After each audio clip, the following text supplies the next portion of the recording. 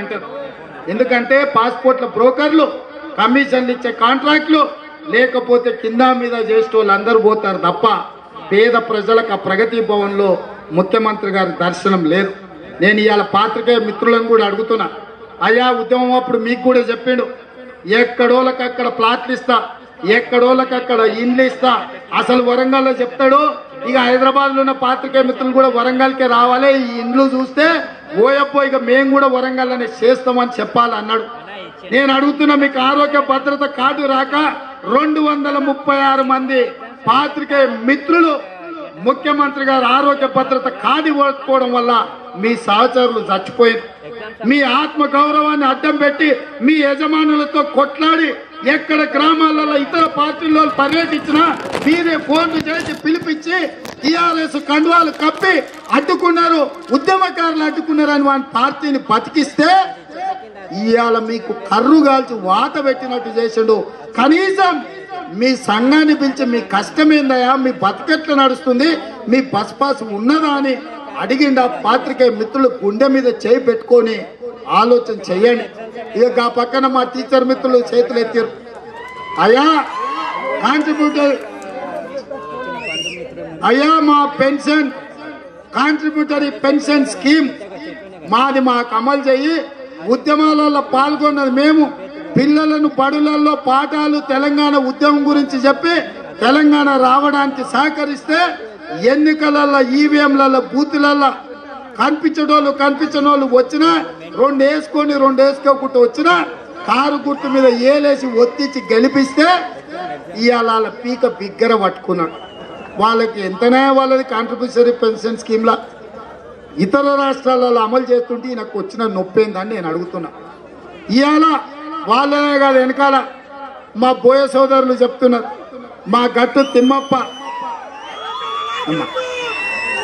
మా గట్టు భీముని, మా గట్టు భీముడు చాలా గట్టోడే గద్వాల మీటింగ్ పెట్టడానికి చెప్పిండు, తెలంగాణ రాష్ట్రంలో మొట్టమొదటి ఎమ్మెల్సీ బోయ సోదరులకు ఇస్తా అని.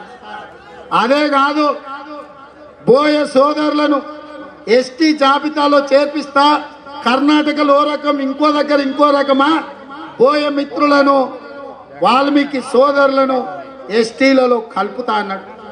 ఇవాళ నేను ఇక్కడున్న వాల్మీకి సోదరులకు తెలవాలి, నేను వనపర్తిలో చదువుకున్నది పెరిగింది బోయ మసన్న ఇంట్లో.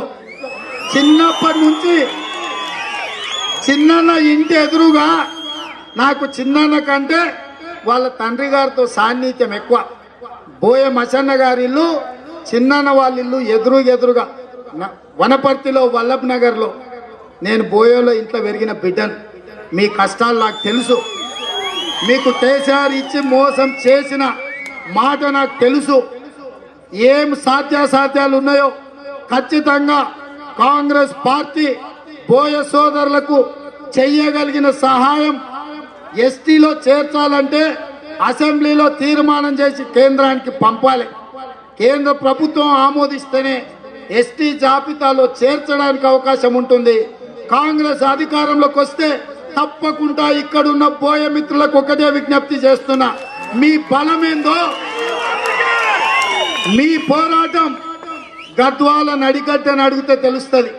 మీ ఆత్మస్థైర్యం గద్వాల రాజ్యాన్ని కాపాడిన సైనికులుగా మీరు విల్లు ఎక్కు పెడితే దిక్కులు పిక్కటిల్లేలా తల తెగి కింద పడ్డా వెనక్కి తిరగని పోరాటం చేసే పటిమ ఉన్న మా బోయ మిత్రులకు ఒకటే చెప్తున్నా, అటు కొల్లాపూర్ గాని, ఇటు వనపర్తి గాని, అటు ఆత్మకూరు గాని, నారాయణపేట గాని, గద్వాల్లో గాని టిఆర్ఎస్ జెండా కనిపించొద్దు, దిమ్మెలు కూలాలే, టిఆర్ఎస్ వాళ్ళు గద్దెలు దిగాలి.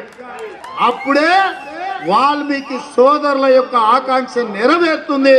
మీరందరూ కూడా కాంగ్రెస్ పార్టీకి అండగా ఉండండి, తప్పకుండా కాంగ్రెస్ పార్టీ మీకు అండగా ఉంటుంది. వాల్మీకి సోదరులు అధైర్యపడొద్దు, ఖచ్చితంగా కాంగ్రెస్ పార్టీ మీ సమస్యను సానుకూలంగా ఆలోచన చేసి దానికి చూపించాల్సిన పరిష్కారం ఖచ్చితంగా కాంగ్రెస్ పార్టీ చూపిస్తుందని చెప్పి వాల్మీకి సోదరులకు కూడా విజ్ఞప్తి చేస్తున్నా. అదే విధంగా ఇవాళ ఒకటే అడుగుతున్నా, నిన్న ఒక ఆయన వచ్చిపోయిండు మహబూబ్నగర్లో, ఆయన దుకాణం తెరిచిండు. ఇక ఆ దుకాణంలో ఆయన జిలేబీలు అమ్ముతాడో బజ్జీలు అమ్ముతాడో అని నేను చూసిన. ఇక ఆయన చెప్తాడు కాంగ్రెస్ పార్టీ అవసరమా, కాంగ్రెస్ పార్టీ అవసరం లేదు, నీ పార్టీకి ఈడ దిక్కు లేదు.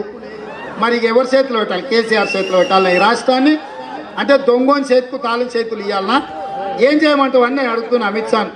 నేను ఒకటే మాట అడుగుతున్నా, కేంద్ర ప్రభుత్వం నీది, ఎన్నికల కమిషన్ మీద ఒత్తిడి తెచ్చి ముందస్తు ఎన్నికలు పెట్టమని, పెట్టడానికంటే ముందు మోడీ చుట్టూత 3 సుట్లు తిరిగి మోడీ ముందల మొక్కరిల్లింది కేసీఆర్ కాదా?